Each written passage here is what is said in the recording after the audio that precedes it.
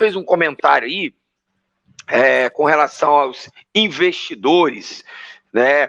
E assim, eu acho que é um assunto que vale a pena. A patroa já até voltou o comentário na tela. Eu vou ler o comentário e aí a gente fala um pouco sobre os investidores. Ó, esses investidores entram na criação do American Bully, provavelmente, mas são apenas comerciantes.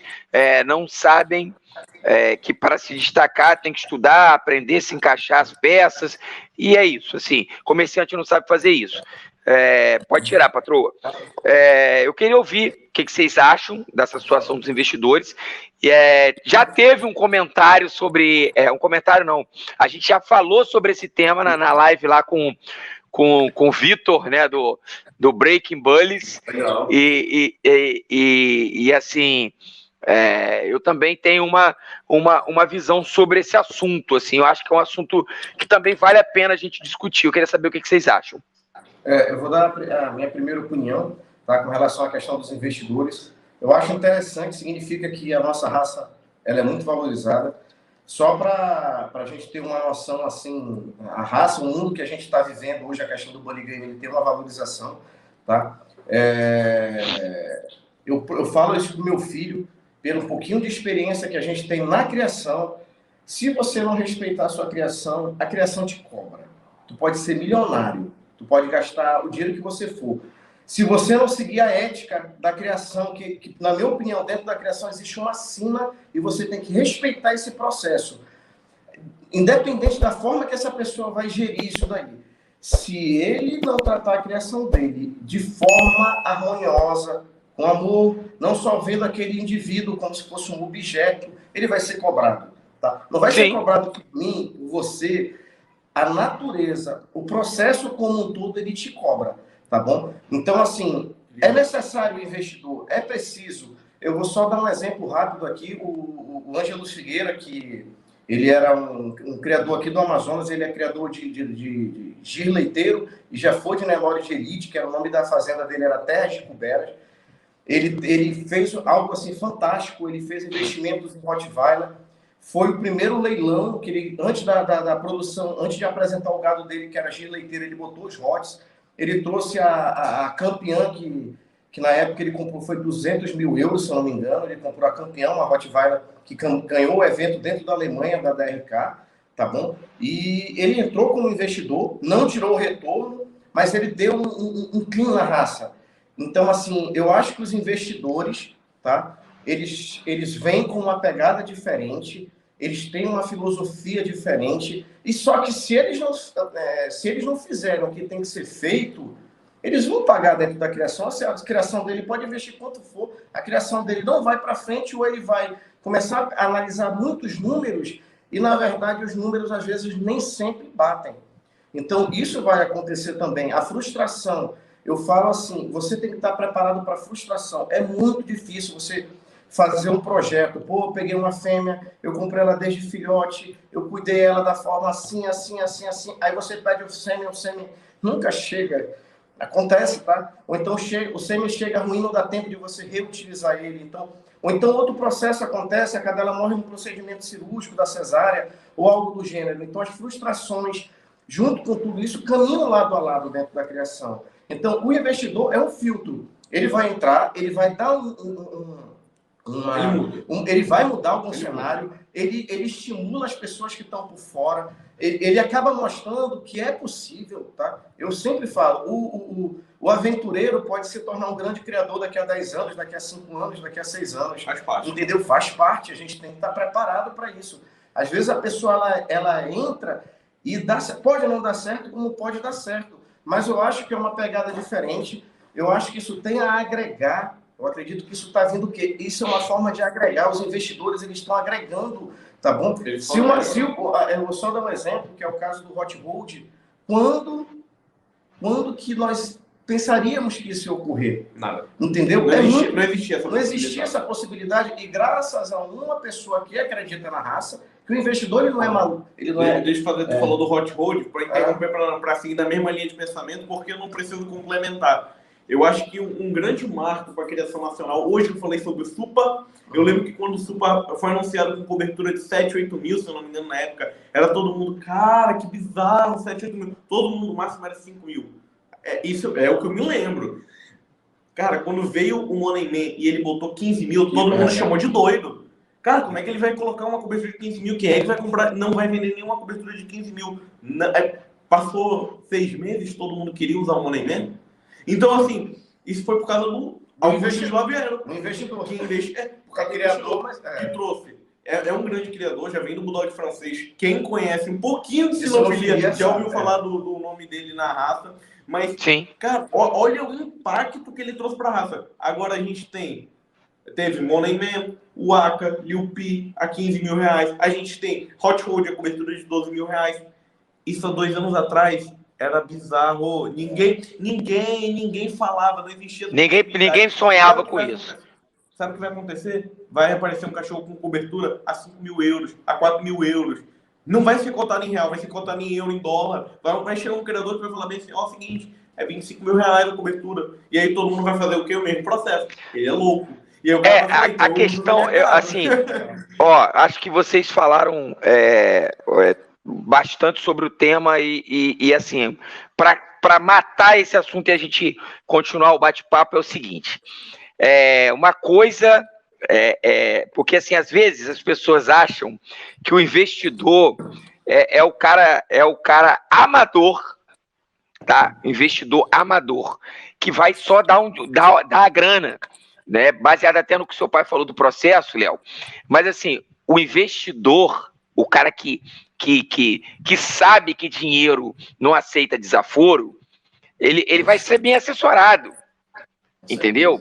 Então, o cara que vai comprar um dog, vai investir num dog de 50 mil dólares, por exemplo, ele não vai investir num dog de 50, 100 mil dólares se ele não for bem assessorado, se ele não tiver uma baita equipe dando suporte para ele, mesmo que ele entre, tá bom, ele está entrando no negócio agora, vou entrar no Bunny Game, eu tenho muita grana, ele não vai entrar sozinho.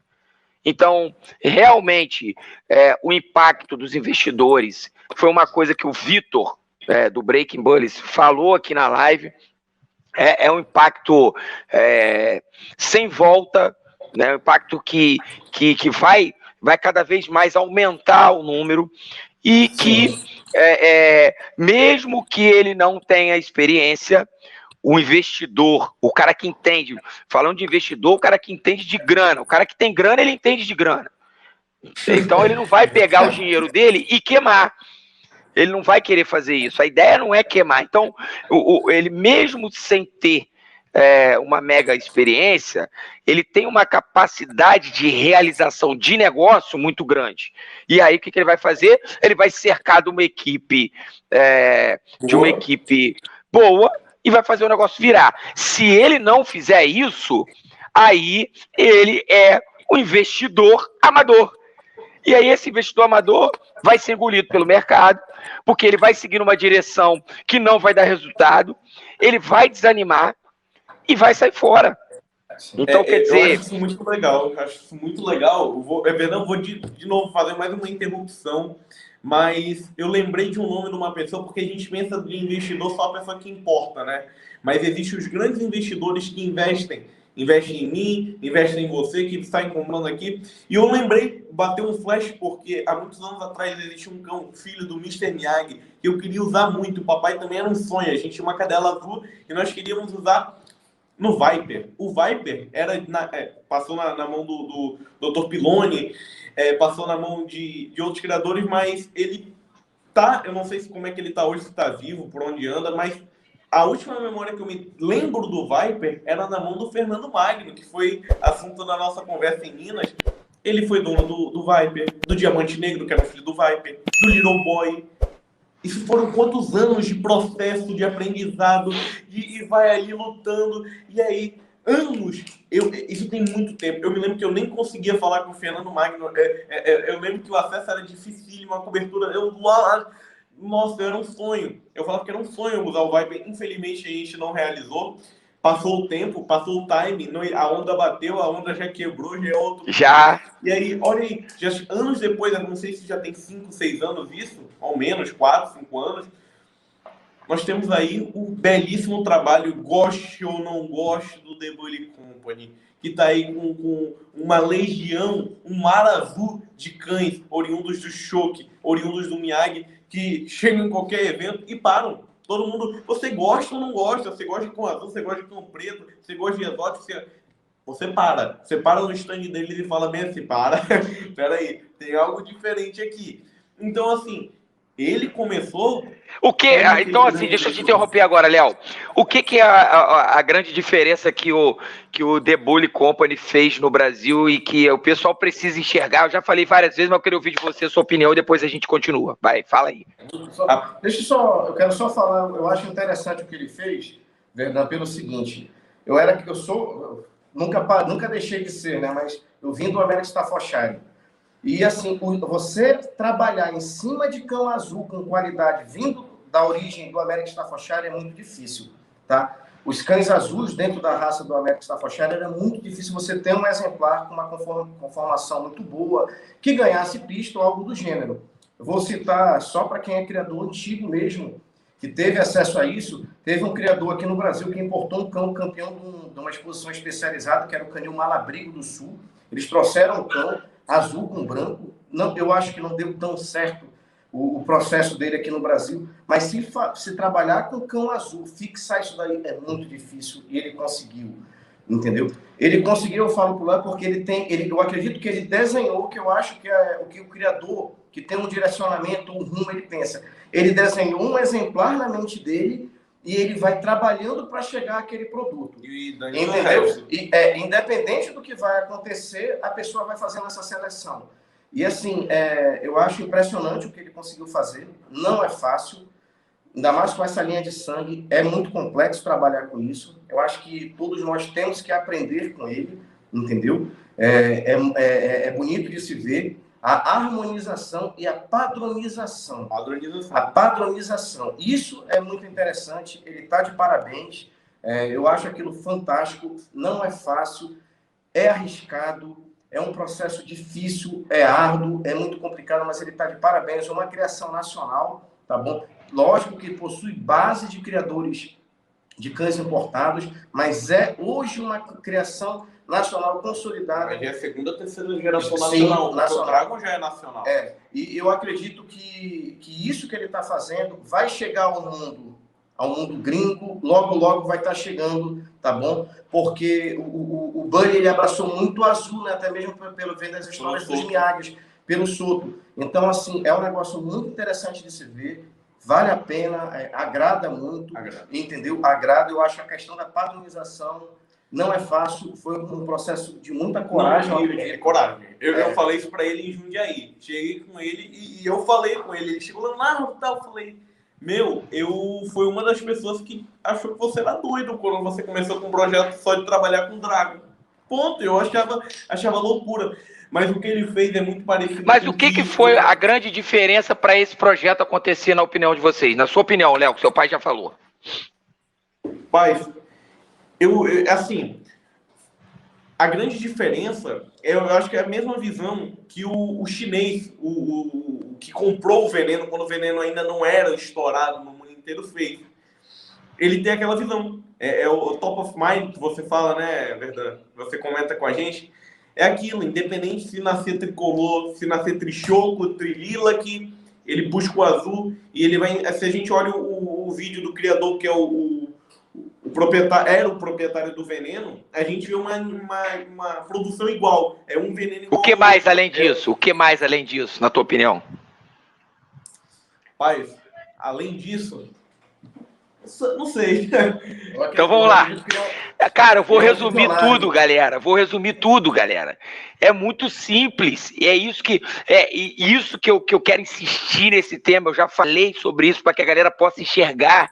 Galera, isso é muito... Todo mundo está nos assistindo. Os caras fizeram uma coisa que se você olha de fora com um olhar, com a mente aberta, os caras tiveram foco e tiveram união. O cara desenhou um projeto, vendeu esse projeto para uma quantidade de pessoas que compraram a ideia, se uniram e fizeram acontecer. União no mesmo foco. Eu fiz um curso há uns anos atrás, um curso numa empresa que eu trabalhei para a gente dar consultoria, e o nome chamava Fazer NUC, Fazer Norte Único Compartilhado. Foi o que os caras fizeram. Os caras compartilharam o mesmo foco. Então, assim, isso é muito claro. Você pode ter, Léo, o melhor padreador do mundo. Agora, se você tem dentro com esse padreador e a produção dele é a melhor que seja.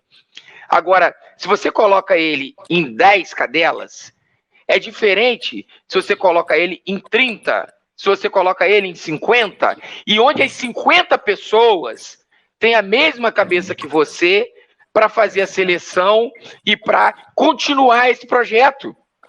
Porque muitas das vezes, no bully game, as pessoas compram cobertura, e eu vejo, às vezes, pessoas mega experientes, que o cara, esse dia eu vi um filhote, cara, o filhote era bacana, mas o cara anunciou o filhote assim, o filhote tem sangue, veneno, Bape, Miyagi, e mais 10 nomes, cara, e aí tudo naquele filhote.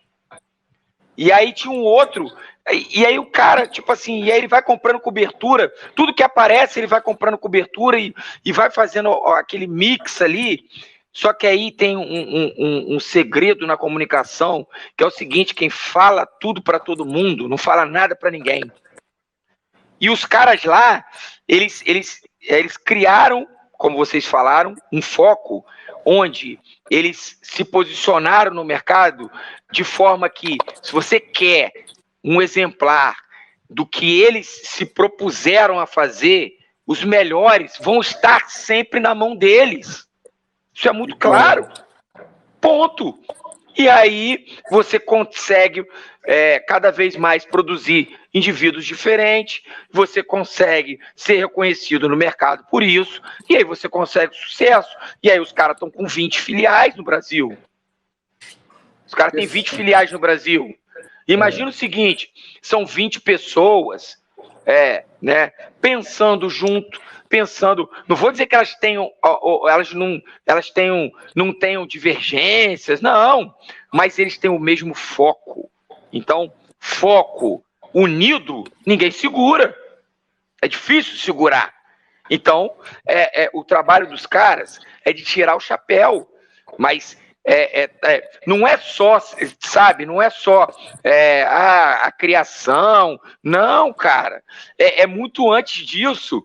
Porque é processo, os cara pegaram, o que a gente estava falando, os caras pegaram o bully game e fizeram virar um negócio de forma que, tipo assim, se você vem para cá, você é reconhecido no mercado, você consegue produzir isso aqui diferente, você vai ser visto, e os caras estão lá. E aí tudo que eles fazem tem o mesmo foco, e gira entre eles antes de ir para o mercado. Então, quer dizer... É verdade. É verdade. Como é que você concorre? Aí que você falou, aí vira Blue Ocean, vira Oceano Azul, meu amigo, os caras nadam sozinhos. Porque, tipo assim, o cara fala assim, não, porque eu tenho, você tem igual? Não, se o cara estiver buscando o que há, só os caras têm, bicho.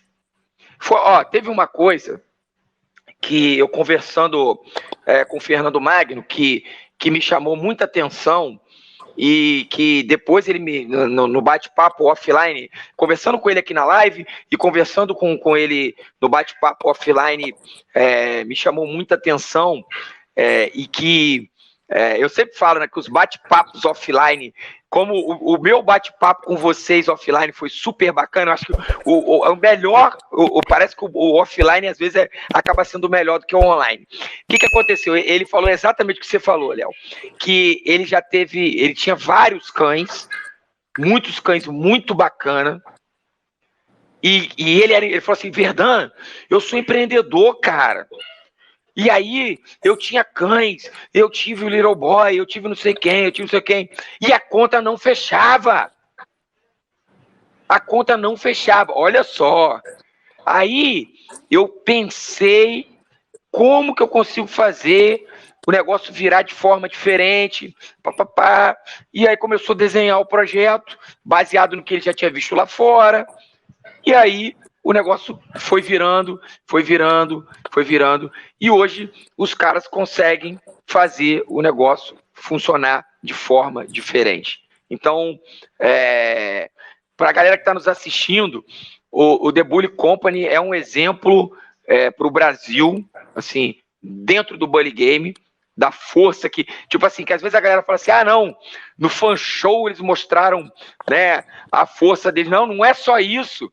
Claro que ali tinha mais gente, sabe? Mas tudo deles são muito mais energia positiva, pensando no mesmo foco, no mesmo norte. Energia positiva junto só traz coisa positiva. Aí os resultados melhoram para todo mundo que está naquele foco.